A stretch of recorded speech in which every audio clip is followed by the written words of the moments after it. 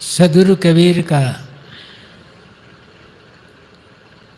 एक छोटा सा मार्मिक पद है।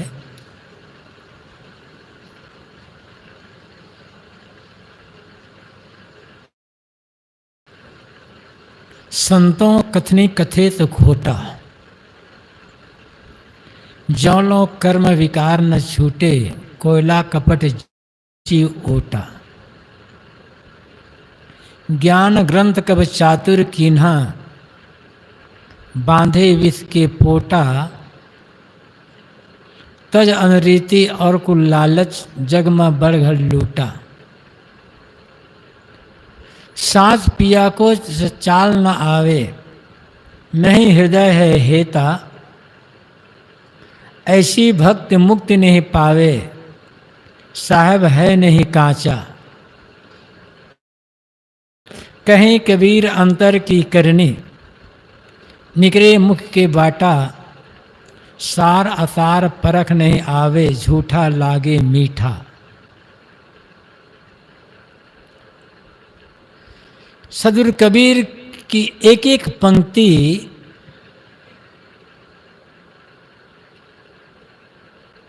गंभीरता से विचार किया जाए तो लगता है कि पंक्ति केवल हमारे लिए ही कही जा रही है।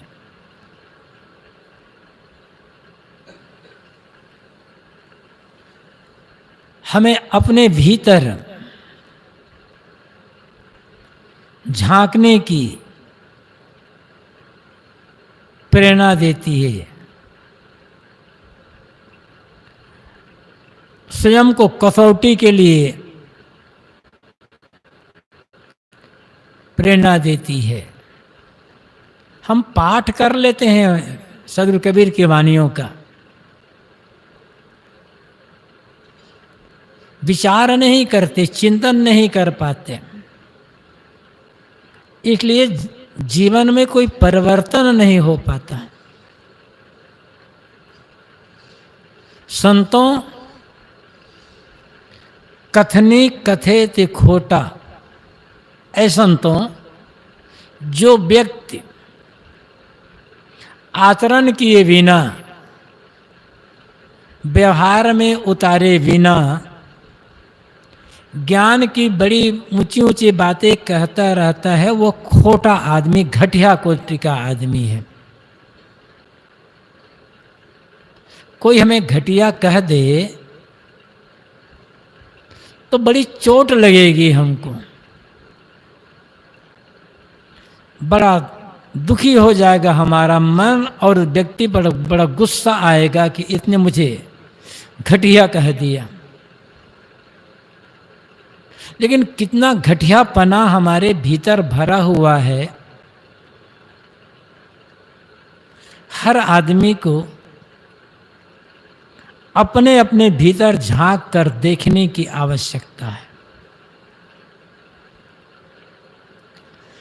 हम कभी अपने भीतर झांकने का प्रयास नहीं करते हैं। मान लिए हैं कि हम तो बहुत बढ़िया आदमी हैं, बड़ा होशियार, बड़ा समझदार, बड़ा बुद्धिमान है। हमें भी भला कभी कोई गलती हो सकती है, हम कोई गलत काम कर सकते हैं। ये अहंकार भीतर झांकने नहीं देता है।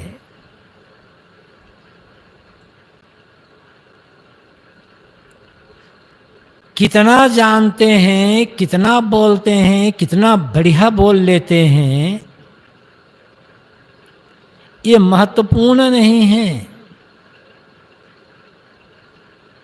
महत्वपूर्ण है कि कितना आचरण में उतरा है या उतर रहा है, कितना करते हैं। जैसे कोई आदमी केवल गिनती करता जाए, 100, 1000, 10,000, लाख, 10 लाख, करोड़, 10 करोड़, अरब, 10 अरब, खरब, 10 खरब, शंख नील पद्म, तो गिनती करने मात्र से कोई आदमी धनवान नहीं हो जाएगा। गिनती करने मात्र से पैसा नहीं मिलेगा। ऐसे ही ज्ञान की बातें कहने मात्र से, पढ़ने मात्र से कोई आदमी ज्ञानी नहीं हो जाएगा। साधना की बात कहने मात्र से कोई आदमी साधक नहीं हो जाएगा। साधक तब होगा जब साधना की बात कहना भले ना आए, साधना जीवन में उतरती चली जाए।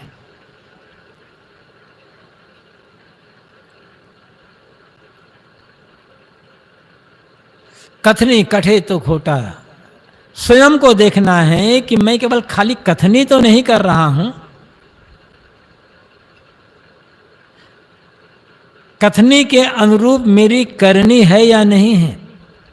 जस कथनी तस करनी, जस चुंबक तस ज्ञान। जैसी कथनी होती है वैसी जब करनी हो जाती है, मुख से जैसी बातें कही जा रही है वैसे जीवन का जब आचरण हो जाता है, तब ज्ञान चुंबकीय हो जाता है। और बिना इस चुंबकीय ज्ञान के मन इंद्रियों के संग्राम में कोई आदमी विजय प्राप्त नहीं कर सकता। भले थोड़ा जाने, आचरण ज्यादा होना चाहिए।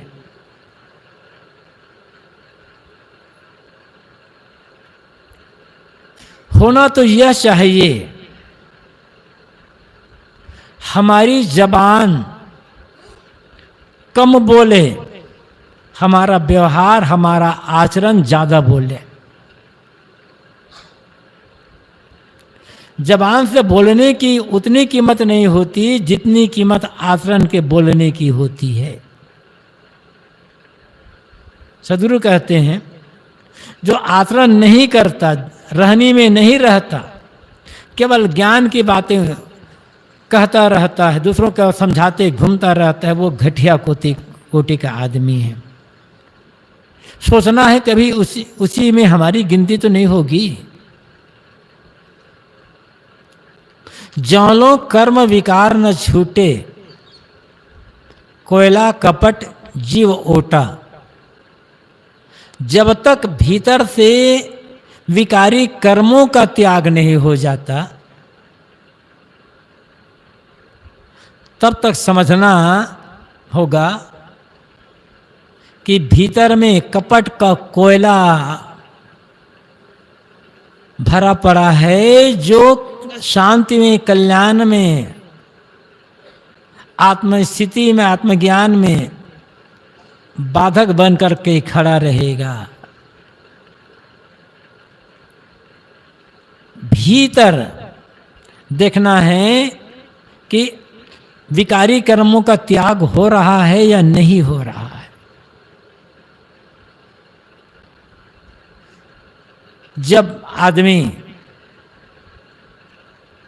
का जन्मदिन आता है,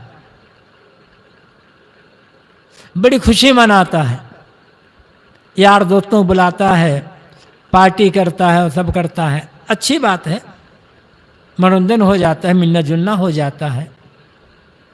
नया वर्ष आता है, आदमी खुशी मनाता है, नाचता गाता है, चलो ये भी ठीक है। लेकिन कभी सोचा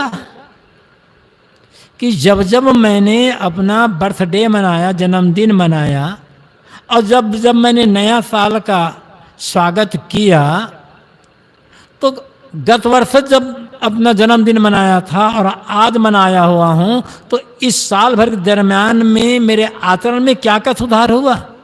व्यवहार में, कर्म में, आचरण में, खान पान में, मन के चिंतन में, विषय विकार में, एक कितना सुधार हुआ। नया वर्ष स्वागत किया था तो कौन सी नई बात मेरे जीवन में आ गई? दोष बढ़ गए, दुर्गुण बढ़ गए, गलत स्वभाव बढ़ गया, गलत आचरण बढ़ गया, मन की चंचलता बढ़ गई, चिंता बढ़ गई, तनाव बढ़ गया, उद्विग्नता बढ़ गई, वासना बढ़ गई। किस बात का स्वागत है भाई? क्या इसलिए खुशी मना रहे हैं कि मैंने एक साल में और लोगों का पैसा ज्यादा गलत कर्म कर लिया, मेरा मन ज्यादा बिगड़ गया, इसी खुशी मना रहे हैं क्या? समझना तुम्हारे भीतर में कपट का कोयला भरा हुआ है। अब वो ओटा, वो पर्दा आएगा, भीतर का जो कपट का कोयला है, बाहर कुछ भीतर कुछ, ये कपट काम नहीं करेगा। साहब तो ये भी कहते हैं, मुख कछो और हृदय कछो आना, सपने हो काहू मोहि नहीं जाना।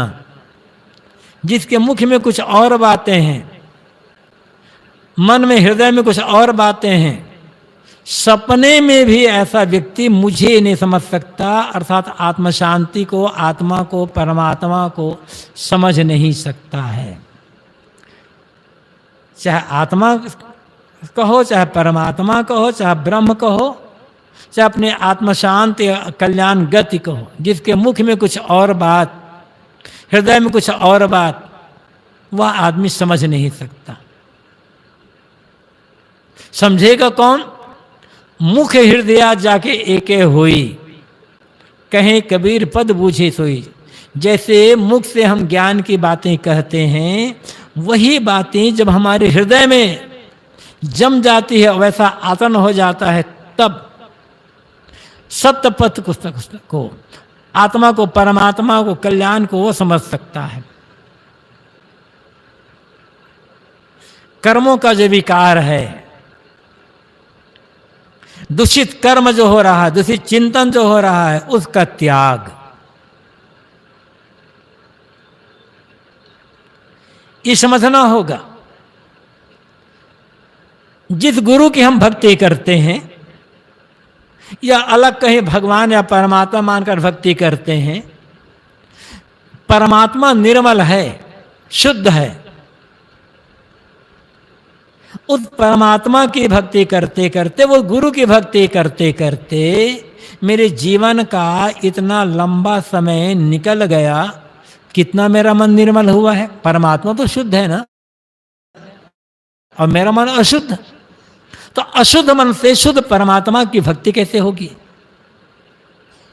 गुरु निर्मल और मेरा मन मलिन, तो मलिन मन से मैं उस निर्मल गुरु की भक्ति कैसे कर सकता हूं? मेरा अपना मन मलिन रख करके मैं निर्मल गुरु और निर्मल परमात्मा का सेवक या भक्त कैसे हो सकता हूं? हम विचार नहीं करते। देवो भूत्वा देवोम यजत कहा गया है। देव बन करके देवता की उपासना करो, मतलब निर्मल बन करके निर्मलता की उपासना करो। देवता तो निर्मल और हम मलिन। देवता खुश कैसे होगा? भगवान कैसे खुश होगा? आत्मा कैसे खुश होगी?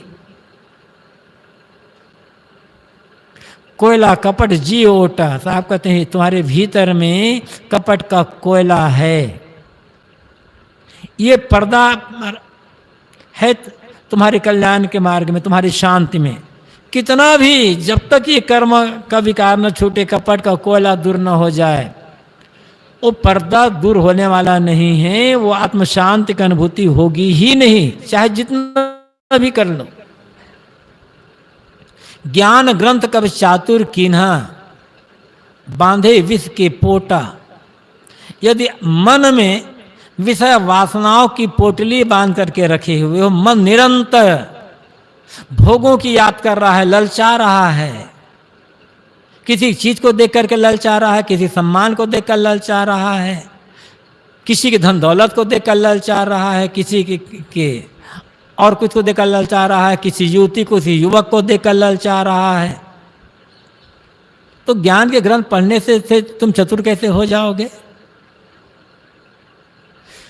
केवल पुस्तकें पढ़ने मात्र से चतुर कौन हुआ है? चतुर मतलब ज्ञानी कौन हुआ है? चतुर हो सकते हो, बुद्धिमान हो सकते हो, विद्वान हो सकते हो, ज्ञानी नहीं हो सकते, शांत नहीं हो सकते, दुख मुक्त नहीं हो सकते। किताबें हमें विद्वान बनाती हैं, किताबें ज्ञानी नहीं बनाती है। ज्ञानी बनाता है आचरण। ज्ञानी बनाता है चरित्र, ज्ञानी बनाता है त्याग और वैराग्य, ज्ञानी बनाती है साधना। वो है नहीं जीवन में। पढ़ना गलत नहीं है, पढ़ना आवश्यक है, किंतु पढ़ना केवल पढ़ने के लिए है, पढ़ना केवल मनोरंजन के लिए है, टाइम पास करने के लिए है, या पढ़ना जीवन सुधारने के लिए है, ये सोचना है। यदि पढ़ना केवल पढ़ने के लिए है, यदि पढ़ना केवल दूसरों को समझाने के लिए है, तो ये पढ़ना हमें नरक में ले जाएगा। और पढ़ना केवल अपने को सुधारने के लिए है, पढ़ना अपनी मुक्ति गति के लिए है, तो पढ़ना हमारा कल्याण कर देगा। तो पढ़ना गलत नहीं है, पढ़ना आवश्यक है, उससे युक्तियां मिलेगी। जो जो हमारे भीतर में भूल होती है, भ्रम है, ये सब दूर होंगे। प्रेरणा मिलती है कि संतों ने, गुरुजनों ने अपनी साधना का निचोड़ उन पुस्तकों में लिख दिया है। बड़े बड़े विद्वानों ने अपने जो कुछ अनुभव किया सबका निचोड़ ग्रंथ में रख दिया है, इसलिए पढ़ना है। लेकिन वो अनुभव उनका होगा जब हम वैसी साधना करेंगे, वैसे त्याग तब के रास्ते में चलेंगे, वैसा हमारा आचरण होगा, तब वो अनुभव हमारा हो जाएगा। अन्यथा केवल उधारी का ज्ञान, और हमारा अगर उधारी का ही ज्ञान है, उधारी के ज्ञान से कल्याण नहीं होने वाला है। जो पढ़ने के बाद जो जानना चाहिए उसको जान पाए या नहीं जान पाए।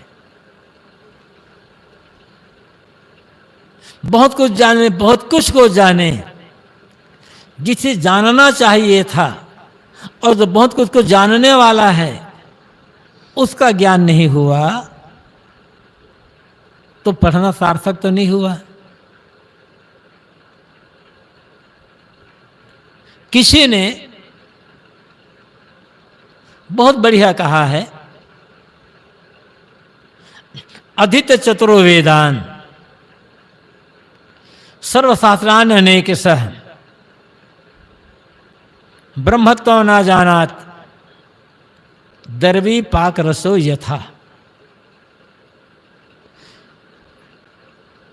चारों वेदों को पढ़ लिया गया और शास्त्रों का भी अनेक बार अध्ययन मनन कर लिया गया। चारों वेदों का और शास्त्रों का अनेक बार अच्छी तरह से अध्ययन कर लिया गया, उन्हें अच्छी तरह से पढ़ लिया गया।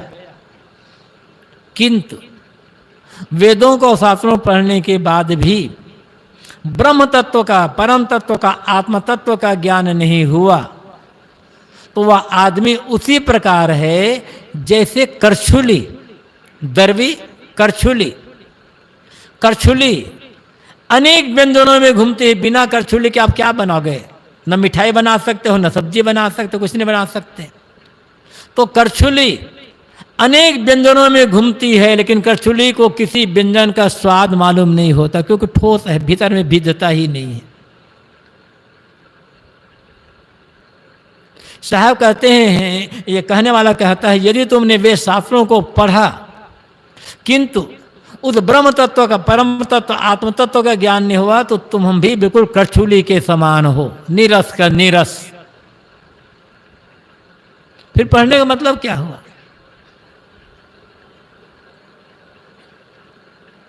स्वामी शंकराचार्य ने कहा,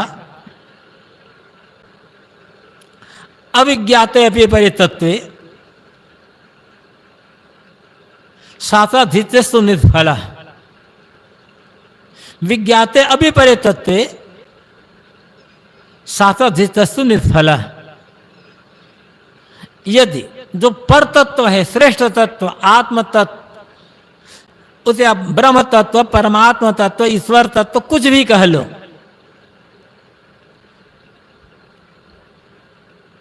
तो वो जो परम तत्व है, वह आत्म तत्व, वह अज्ञात का ज्ञात ही रह गया, उस परम तत्व का ज्ञान नहीं हुआ, तो शास्त्रों का पढ़ना बेकार चला गया, निष्फल हो गया।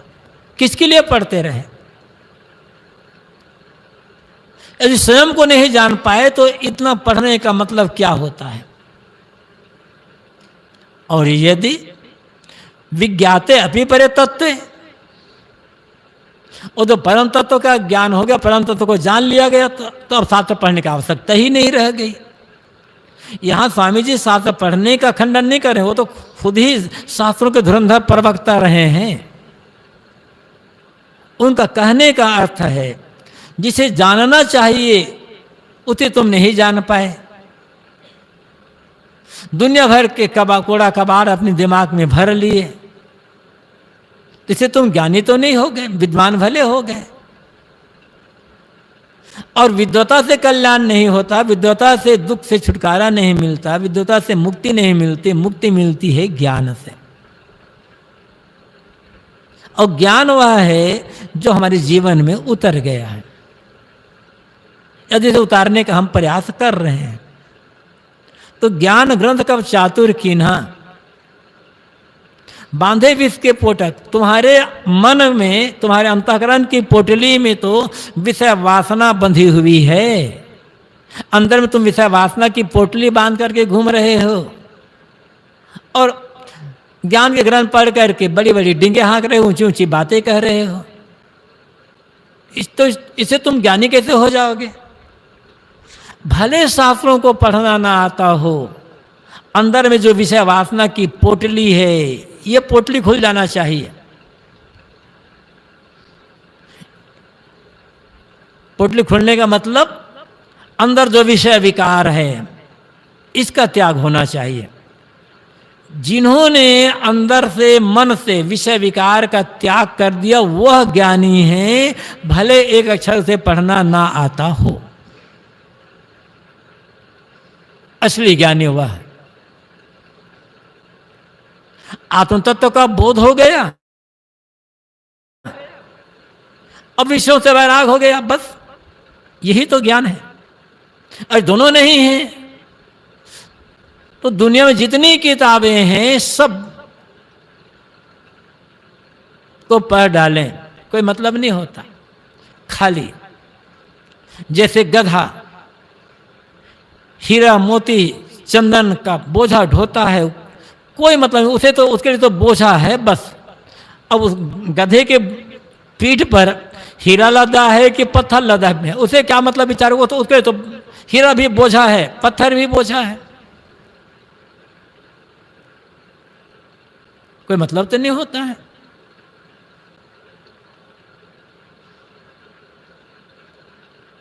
आवश्यकता है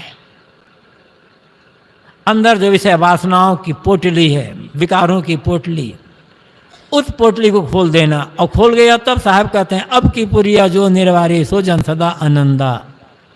जिन्होंने अब की या वासनाओं की गठरी को खोल दिया, अंदर से विषय विकार का त्याग कर दिया, वो सदा सदा के लिए आनंदित हो गया, सदा सदा के लिए मुक्त हो गया।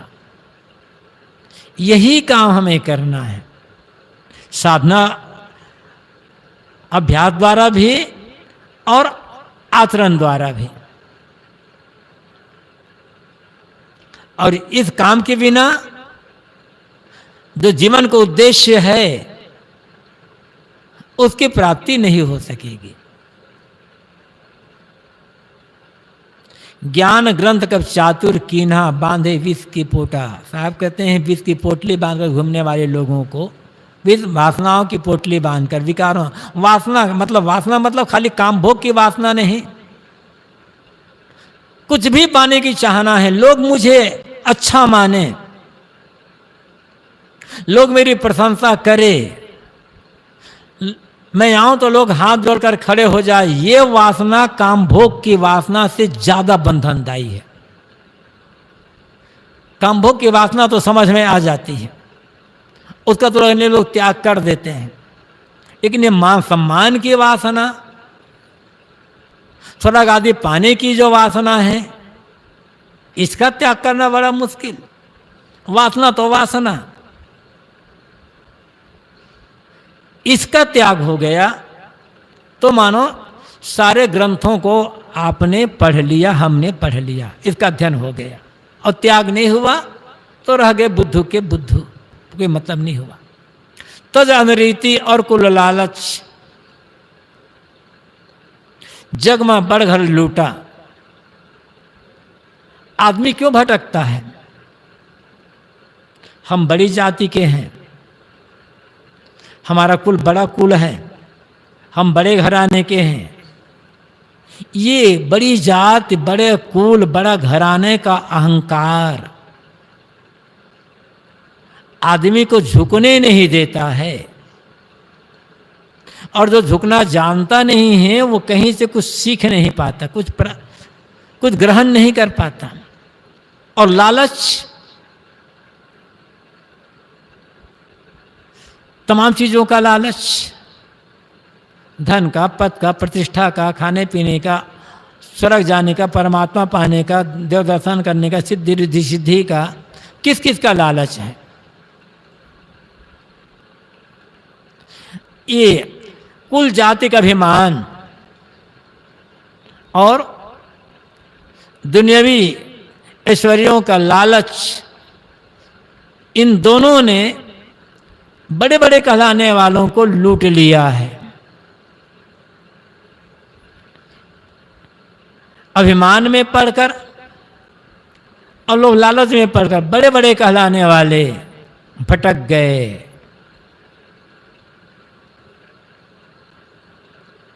ये बड़ाई काम नहीं आएगी बाहर की, भीतर की बड़ाई काम आती है। हम बाहर से बड़ा बनना चाहते हैं, भीतर से बड़ा नहीं बन पाते हैं। और भीतर से बड़ा वह है जिसका मन हर समय संतुष्ट है, विनम्र, संतुष्ट, शांत, निर्मल, अंतर्मुख, आत्मतृप्त, निष्काम, निर्मोह, निर्लोभ, वह सच्ची सही अर्थों में बड़ा है। और यही बड़ाई हमारा कल्याण करेगी। ये बाहर की बड़ाई काम नहीं आएगी।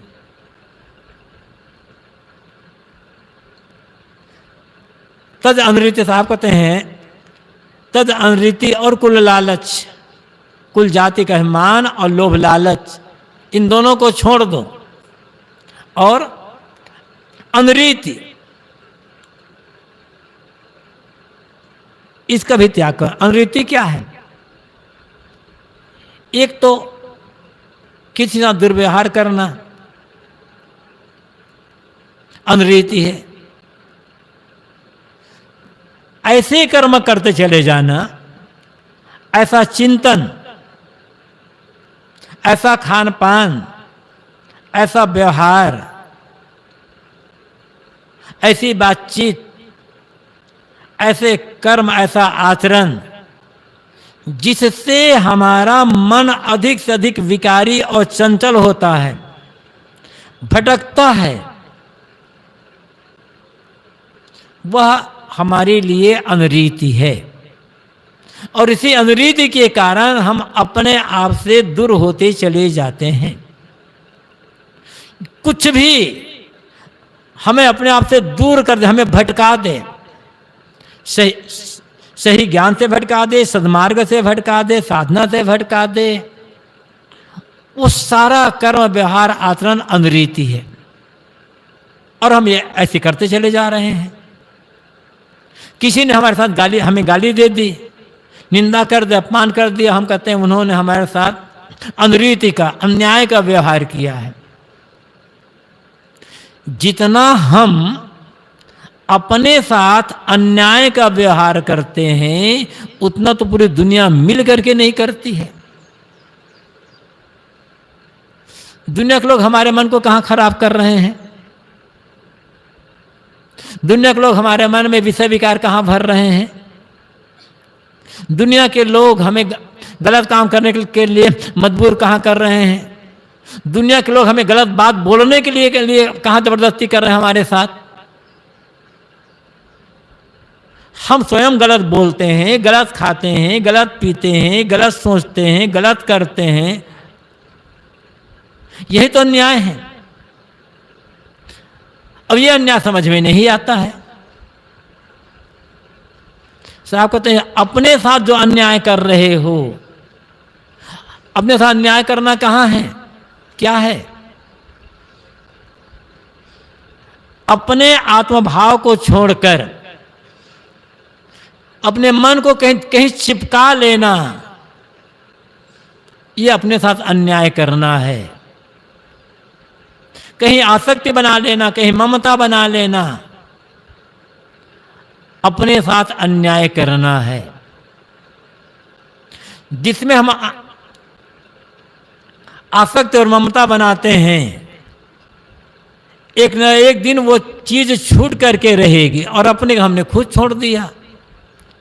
अपने छोड़ने का मतलब, उधर से हमारा मन विमुख है तो इधर से भी गए और उधर से भी गए।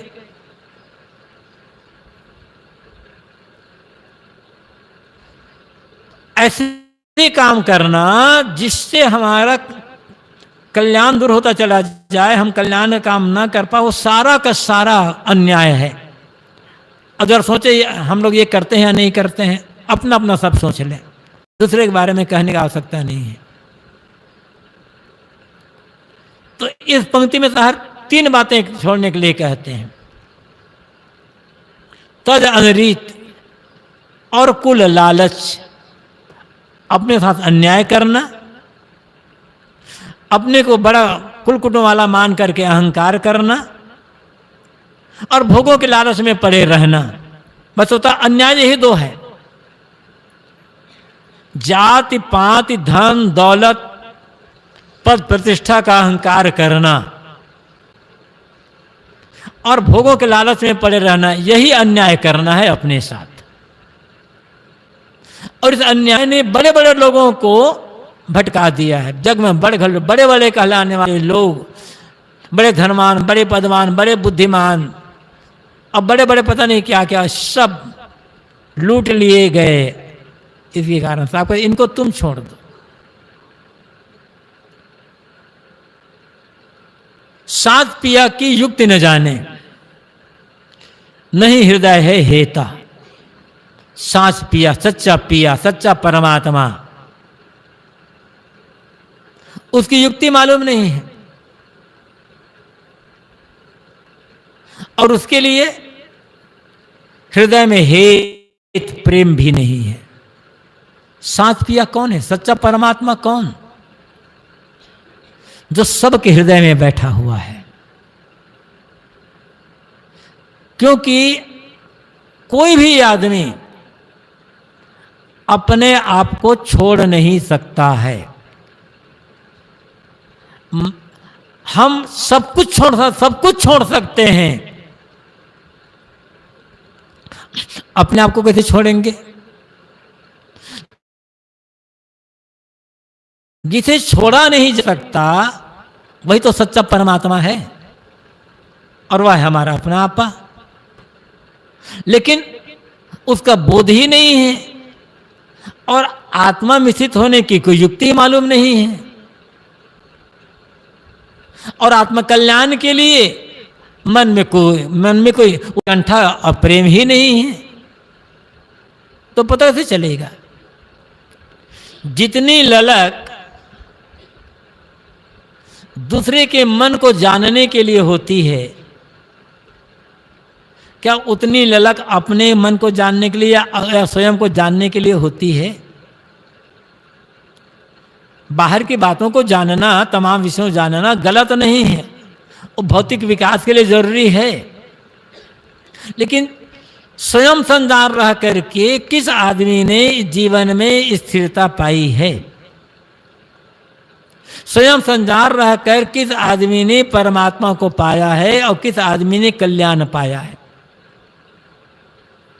यदि ये कहते हैं कि मुझे तो परमात्मा चाहिए, ठीक है, तो आप कौन है जो से परमात्मा चाहिए? परमात्मा को आप अपने लिए चाह रहे हो ना, तो अपने आप का पता है या नहीं है? और बाहर अलग परमात्मा हो या ना हो, क्या पता, लेकिन आप तो हैं, मैं तो हूं। तो जो सांस पिया कौन? ये जो बोलने वाला है, मैं ये काम करूंगा, मैं ये काम नहीं करूंगा, मैं वहां जाऊंगा, मैं ये बात नहीं मान सकता, और ये बात मैं दृढ़तापूर्वक मानता हूं, ये जो मैं कहने वाला कौन है? वही जो मैं कहने वाला है, प्रत्येक घट में बैठा हुआ, वही सांस पिया है, सच्चा परमात्मा है, लेकिन उसका ज्ञान ही नहीं है।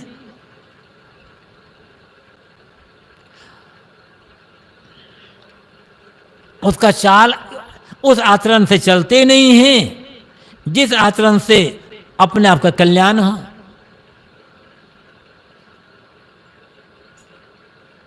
नहीं हृदय है हेता, उसके लिए हृदय में उत्कंठा भी नहीं है। जितनी उत्कंठा बाहर के भोगों को पाने के लिए है, उतनी उत्कंठा कल्याण के लिए है, दुख मुक्ति के लिए है, वैसा प्रेम है। बाहर लोगों से प्रेम की आवश्यकता है। आदमी को परिवार प्रेम भी चाहिए, समाज प्रेम भी चाहिए, देश प्रेम भी चाहिए, संसार प्रेम भी चाहिए, लेकिन सबसे ऊपर आत्म प्रेम चाहिए। और आत्म प्रेम का भाव में सारा प्रेम अंत में निरर्थक हो जाता है।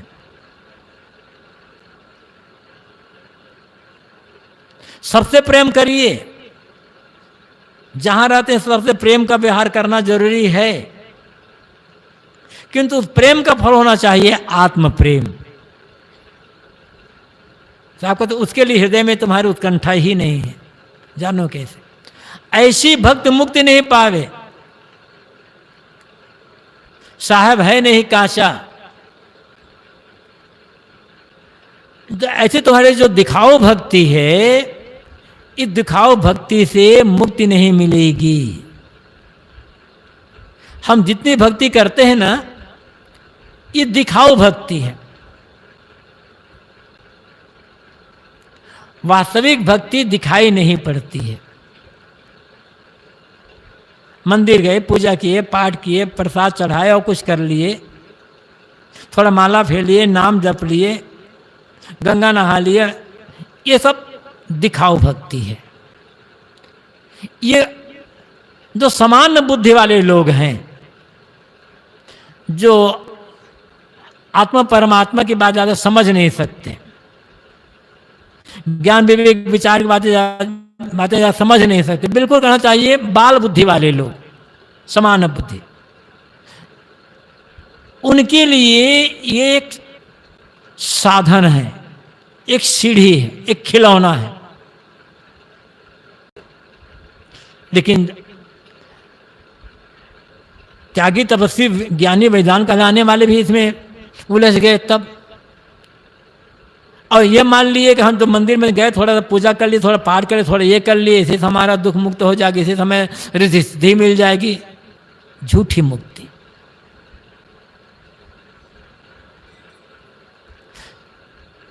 इससे कल्याण नहीं होगा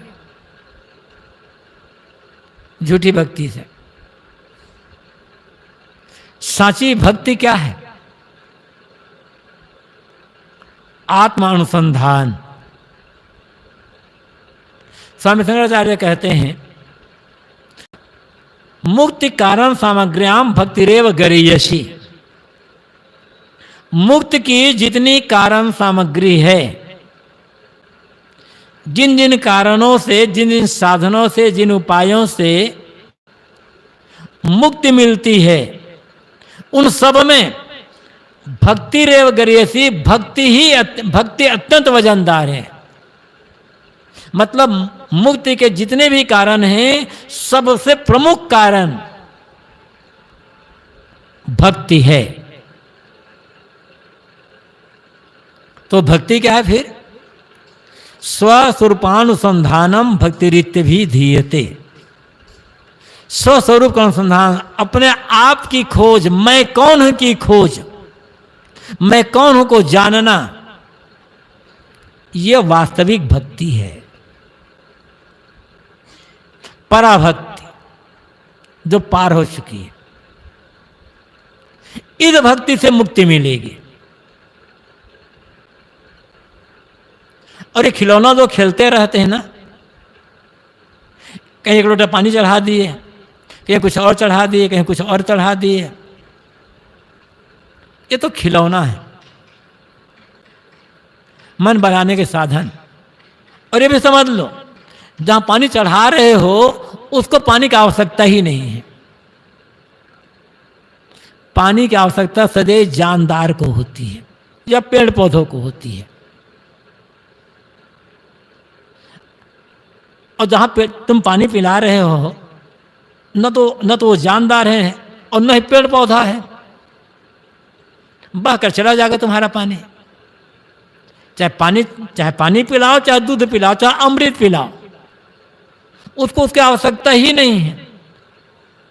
न उसे ठंडी लगती है, न गर्मी लगती है, न प्यास लगती है। लेकिन बड़ा दिखावा, बड़ा दिखावा। और इस महीने में तो और कहना ही क्या है।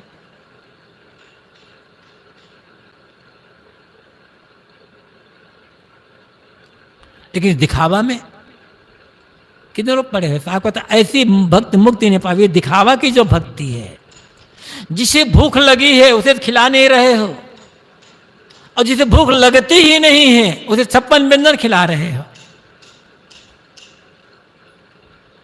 किसी भूखे व्यक्ति को सूखी रोटी खिला दो, सूखा भात खिला दो, तो परमात्मा खुश हो जाएगा। असली परमात्मा वह है। और जिसे भूख लगती ही नहीं है उसके लिए पता नहीं क्या क्या खिला रहे हैं। दिखावा, दिखावा, दिखावा, इतना हो गया, इतना हो गया दिखा भक्ति के नाम पर दिखावा कि हद हो गया, हद। यहां तक मजदूर, नौकर, कर्मचारी, गरीब,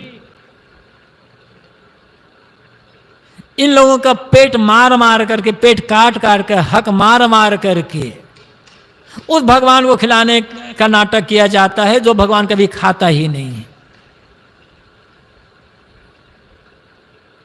लाख लाख रुपया भगवान का हम और आप भोजन करते हैं, बढ़िया से बढ़िया भोजन खा लें, 1000, 2000, 4000 खर्चा आएगा। 5 स्टार होटल चले जाओ तो 4000, 5000 खर्चा आ जाएगा एक भोजन में। क्योंकि हम आदमी हैं। यद्यपि सामान्य भोजन अपने घर में खाएं तो 200 रुपये भी आप भोजन आप नहीं खा सकोगे एक दिन में। क्योंकि आदमी है ना, आदमी का पेट 100, 200, 400, 500, 1000 रुपये में भर जाता है। और चूंकि वो भगवान है उसके लिए 1,00,000, 2,00,000 चाहिए।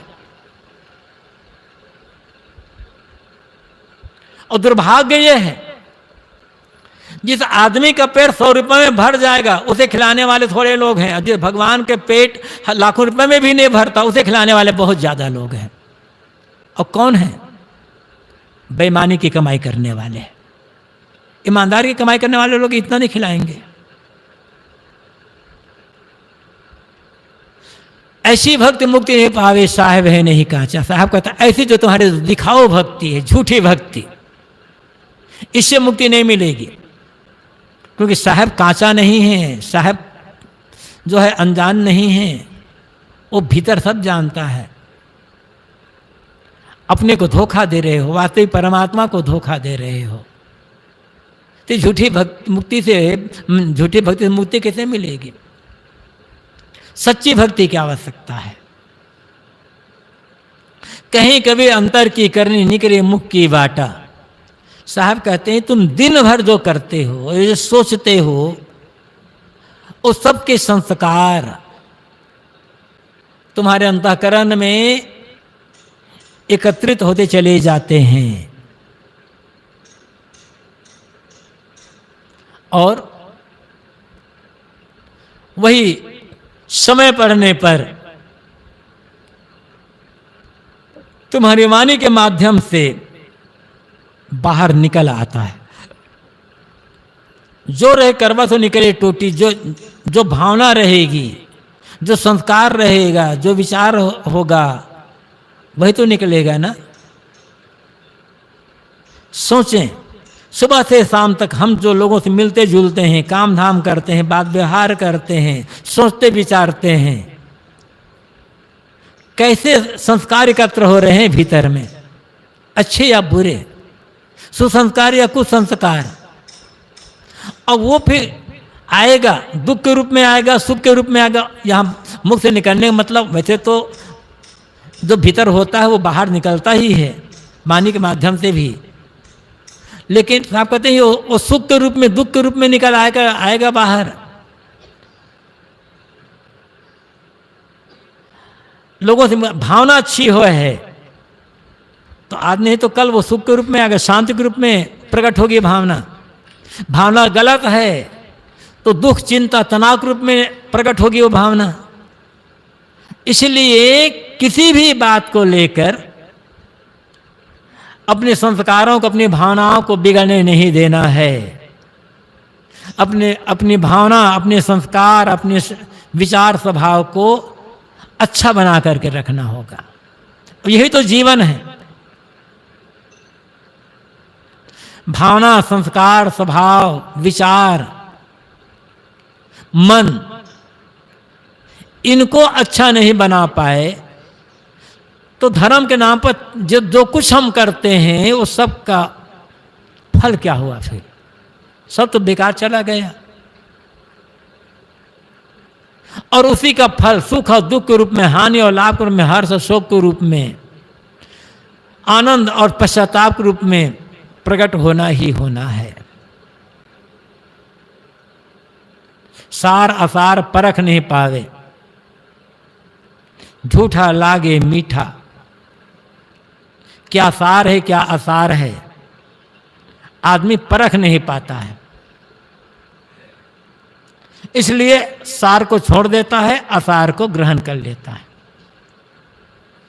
और सार असार को आदमी परखता नहीं है। इसके कारण क्या है? झूठा लागे मीठा।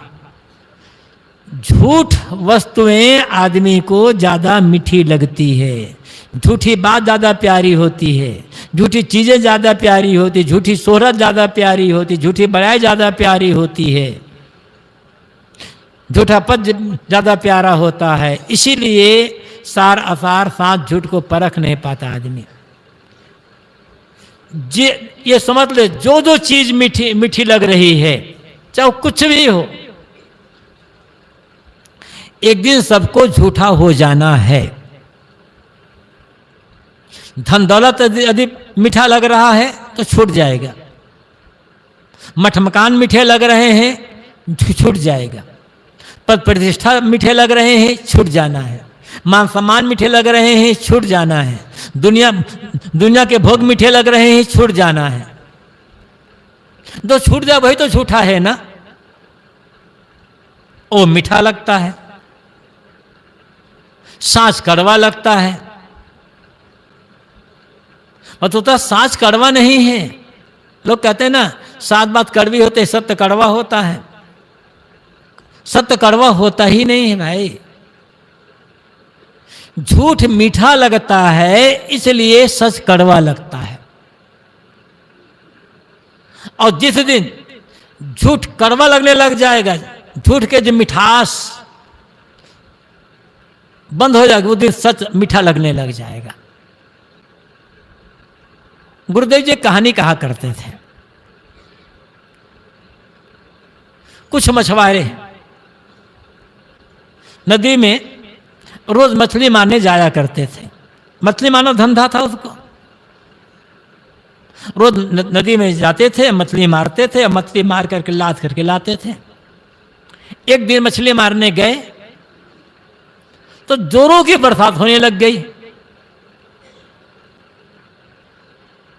अब इतनी बरसात में मछली कैसे मारे? लौट आए तो रास्ते में एक राजा का एक बाग था, वहां एक भवन बना हुआ था।